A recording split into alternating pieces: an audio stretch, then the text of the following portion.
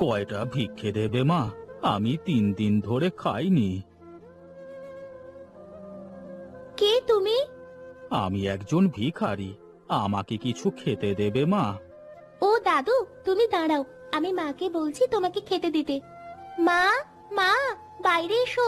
দেখো, একটা দাদু খুব ক্ষুধার্ত, এনাকে কিছু খেতে দাও। বাবা, তুমি এতদিন কোথায় ছিলে? আমি তোমাকে কত খুঁজেছি, কোথাও আমি তোমাকে খুঁজে পাইনি।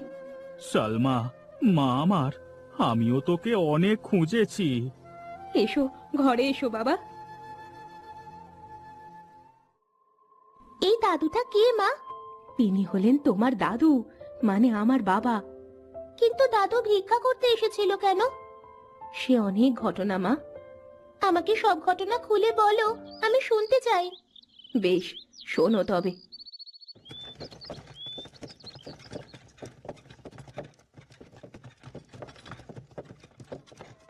কি গো মহেশ দাদা, হ্যাঁ সকাল সকাল গরুর গাড়ি নিয়ে কোথায় চললে?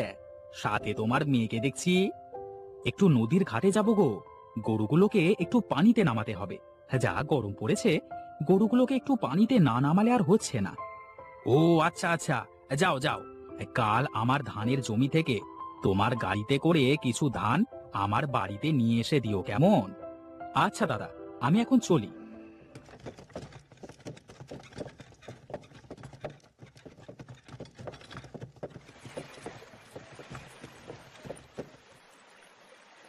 নাও বাবা, আমরা চলে এসেছি। এইবার গরুগুলোকে পানিতে নামাও দেখি। আচ্ছা ঠিক আছে মা, নামাচ্ছি। বাবা, গরুগুলোকে ভালো করে গোসল করাতে হবে। হ্যাঁ মা, গরুগুলোকে ভালো করে গোসল করাও।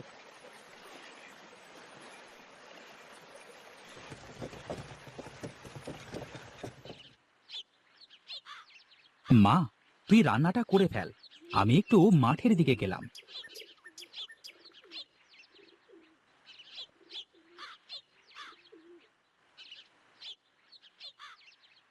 আরে, রান্নাঘরে তো তেমন কিছুই নেই। এখন কি রান্না করি? একটু পরে তো বাবাকে খেতে দিতে হবে। অনেক বেলা হয়ে গেল। যাই, ঘরের পিছনের কচু বাগান থেকে কিছু কচু শাক নিয়ে এসে ভাতে বসাই।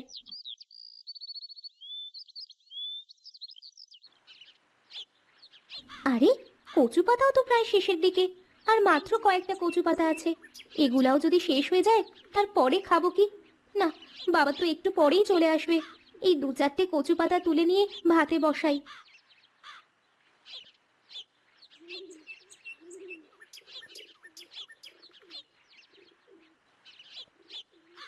বাড়িতে এত লোক, কিন্তু সুখ দুঃখের গল্প করব এমন কোনো লোক নেই। সে কি কথা? তুমি তো আমার সাথেই বসে গল্প করতে পারো। তুমি মানুষটা আজীবনের বোকা থেকে গেলে। আজ যদি আমার একটা মেয়ে থাকতো, তাহলে তার সাথে বসে আমি আমার সুখ দুঃখের গল্প করতাম। কিন্তু আমাদের তো কোনো মেয়ে নেই, কি করে করবে এ গল্প? আমাদের ছেলেটা তো অনেক বড় হয়ে গেছে, ছেলেটাকে বিয়ে দিয়ে দিলেই তো আমার একটা গল্প করার মানুষ জুটে যায়।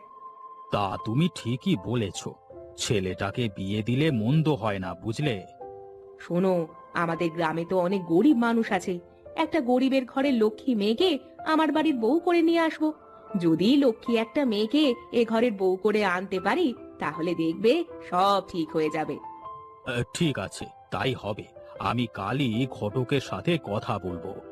হ্যাঁ, ঘটককে ভালোভাবে বুঝিয়ে বলবে, যাতে মেয়েটি অনেক ভালো হয়। আমরা তো আর বেশি দিন নেই, এরপরে এই পুরো বাড়ির দায়িত্ব তাকেই সামলাতে লাগবে।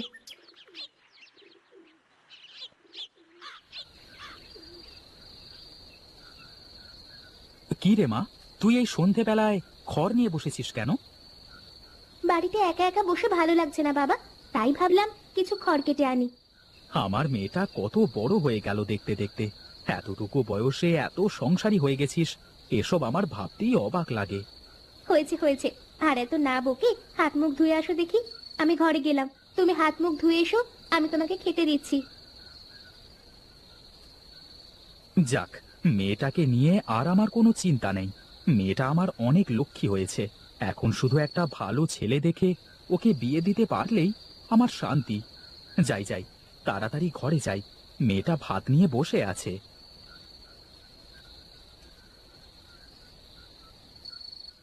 কি রান্না করেছিস মা? বাড়িতে বাজার শেষ, আমি রান্নাঘরে ঢুকে দেখি কোনো কাঁচা বাজার নেই, তাই ঘরের পেছন থেকে কিছু কচু শাক তুলে এনে ভাতে বসে আছি বাবা। কি পোড়া কপাল আমার, তোকে দুবেলায় দুমুঠো ভালো মন্দ খাওয়াবো সেটাও পারি না। বাবা, তুমি এসব কথা বলো না তো। আমরা তো তবু খেতে পাই। কত লোক আছে বলো তো, যারা না খেয়ে দিনের পর দিন পার করে দেয়। যেটুকু পাচ্ছি আমি সেটুকু নিয়েই খুশি আছি বাবা। খুব কপাল করে তোর মতো একটা মেয়ে পেয়েছি রে মা। না বাবা, আমি এতটা লক্ষ্মী মেয়ে না। তুমি এখন জলদি খেয়ে দিয়ে ঘুমিয়ে পড়ো তো দেখি।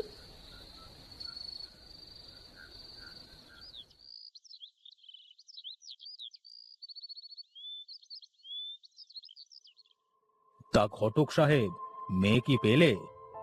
জি মোড়ল মশাই, মেয়ে তো একটা পেয়েছি। রূপে গুণে সাক্ষাৎ লক্ষ্মী, কিন্তু অনেক গরিব ঘরের মেয়ে। তা নিয়ে আমার কোনো সমস্যা নেই, মেয়েটা ভালো হলেই চলবে। মেয়ে তো একদম সাক্ষাৎ লক্ষ্মী, এমন সংসারে মেয়ে আর দুটো হয় না মোড়ল মশাই। আচ্ছা আচ্ছা, ঠিক আছে, তাহলে তুমি বিয়ের ব্যবস্থা করো, কেমন?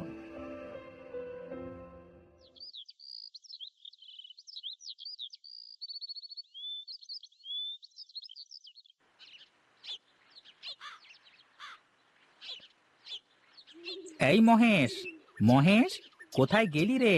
হ্যাঁ, তোর কপাল তো খুলে গেছে, বেরিয়ে আয়।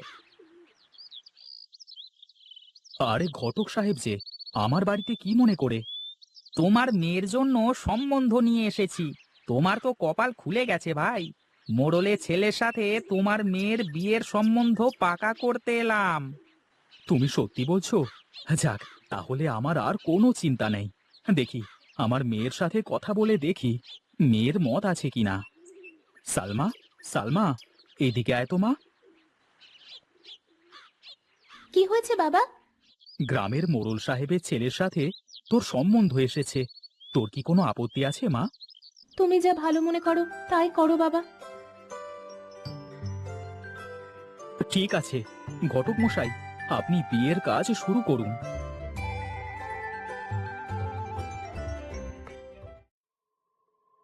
মা, অনেকদিন হয়ে গেল বাবাকে দেখিনি। খুব ইচ্ছে করছে বাবাকে দেখতে। বেশ, কাল গিয়ে তবে দেখে আসো তোমার বাবাকে। ঠিক আছে মা, তাই হবে।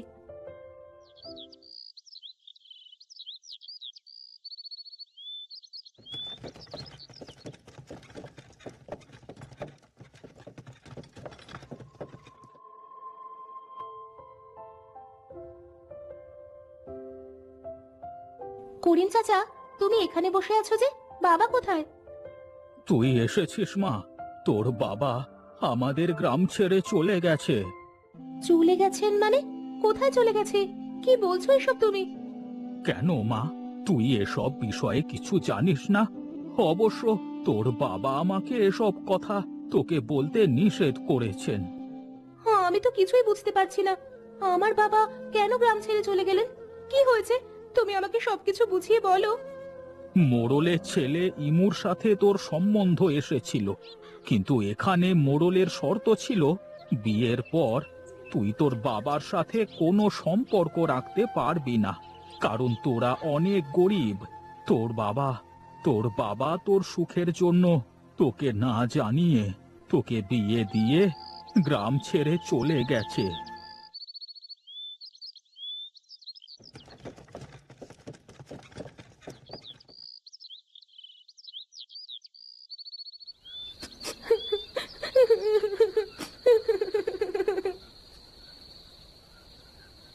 কি গো, কি হয়েছে তোমার?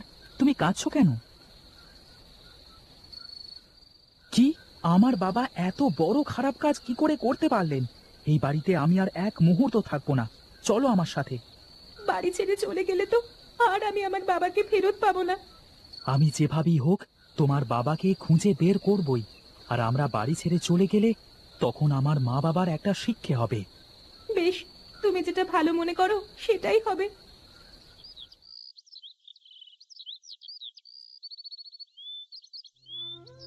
আমাদের আমাদের ছেড়ে তোরা যাস নে বাবা, তোরা ছাড়া যে আমার আর কেউ নেই। যে বাবা সালমাকে এতদিন ধরে বড় করে তুলেছে, তোমরা সেই বাবাকে সালমার থেকে দূর করে দিয়েছো। এখন এটাই তোমাদের শাস্তি।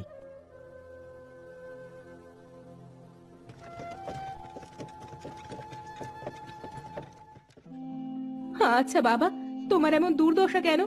তুমি বাড়িতে বাড়িতে ভিক্ষে করে বেড়াও কেন? এমন দিন কেমন করে আসলো তোমার?